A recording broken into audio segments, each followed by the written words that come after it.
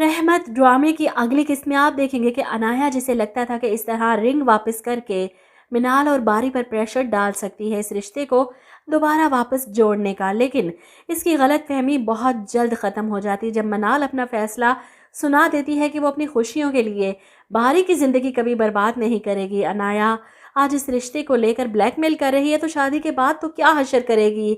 और सबसे ज़्यादा गुस्सा तो राहील पर है। क्या वो अपने माँ बाप या अपनी बहन से नहीं लड़ सकता? अगर वो मिनाल से मोहब्बत करता है तो अपनी मोहब्बत के लिए स्टैंड ले। ऐसे कमज़ोर मर्द से मोहब्बत करने और शादी करने से बेहतर है कि मिनाल ऐसे ही घर में बैठी रहे। बहरहाल मिनाल से बदला लेने के लिए अनाया और भी ज़्यादा गिर जाती है। वो इसके खिलाफ गलत अफवाहें फैलाती है पूरे सर्कल में कि मिनाल का किसी के साथ चक्कर चल रहा था, इसीलिए इसने शादी से इनकार कर दिया और इसी वजह से राहिल मुल्क छोड़कर चला गया। ये बातें जब मिनाल और बारी तक पहुंचती हैं तो इन्हें बहुत अफसोस होता है। बारी तो अपनी बहन के लिए परेशान है, लेकिन शायान साहब को जब ये सब पता चलता है तो वो बर्दाश्त नहीं कर पाते। इनकी तबीयत ख़राब होती है और इन्हें फौरी तौर पर हॉस्पिटल लेकर जाया जाता है। ऐसे में परीक्षा को पता चलता है शायान सर की तबीयत का, तो वो भी हॉस्पिटल आती है इनकी अयादत के लिए। ऐसे में सारी बात इसे पता चल जाती है किस तरह अनाया ने ये सब किया। मनाल की शादी टूट गई और इस बात की टेंशन शयान सर ने दिल पर ले ली कि इनकी तबीयत इस कदर ख़राब हो गई। वो मिनाल को तसल्ली दे रही है बैठी और बारी को हौसला देती है कि सर को कुछ नहीं होगा, आप हिम्मत करें और अपनी बहन को संभालें। ऐसे में अपने छोटे भाई की हालत का सुनकर अनाया का बाप भी, जो सारे रिश्ते तोड़ चुका था, हॉस्पिटल आ जाता है दिखावे के लिए। अनाया भी आती है अपने चचा की हालत का सुनकर कि शायद इस तरह इसके और बारी के रिश्ते में कोई बेहतरी आ सके, लेकिन बारी को परीक्षा के साथ खड़े देख वो वहीं से पलट जाती है। इसे शदीद गुस्सा है कि बारी इस लड़की के लिए मुझे ठुकरा रहा है।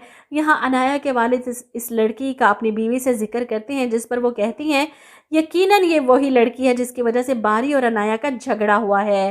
बहरहाल परीक्षा पूरा साथ देती है मिनाल का। मिनाल से इसकी अच्छी खासी दोस्ती हो गई है, इसे हौसला देती है और मिनाल इससे बहुत ज़्यादा मुतासिर होती है। बारी, तुमने इतना गलत ओपिनियन बना कर रखा था इस लड़के के लिए, ये तो बहुत अच्छी है, बहुत साफ दिल की, प्यार करने वाली। जिस पर बारी कहता है कि इसका ये रूप और एक उसका वो रूप समझ से बाहर है। वहीं दूसरी तरफ रुमैसा बेगम की तो हर वक्त लॉटरी लगी रहती है। साजिशें करने का हर मौका प्लेट में रखकर इन्हें फ्राहम किया जाता है। ज़ोहेब की माँ और बहन जो अलीज़े के घर आ रही थी ताकि इसकी तबीयत सेट कर सके, लेकिन घर के बाहर ही इनकी मुलाकात रुमैसा बेगम से हो जाती है, जो इन दोनों औरतों को जुबैदा के घर की तरफ जाते देख फ़ौरन रोक लेती है। आप लोग कौन हैं और यहाँ इनके घर किस सिलसिले में आई हैं?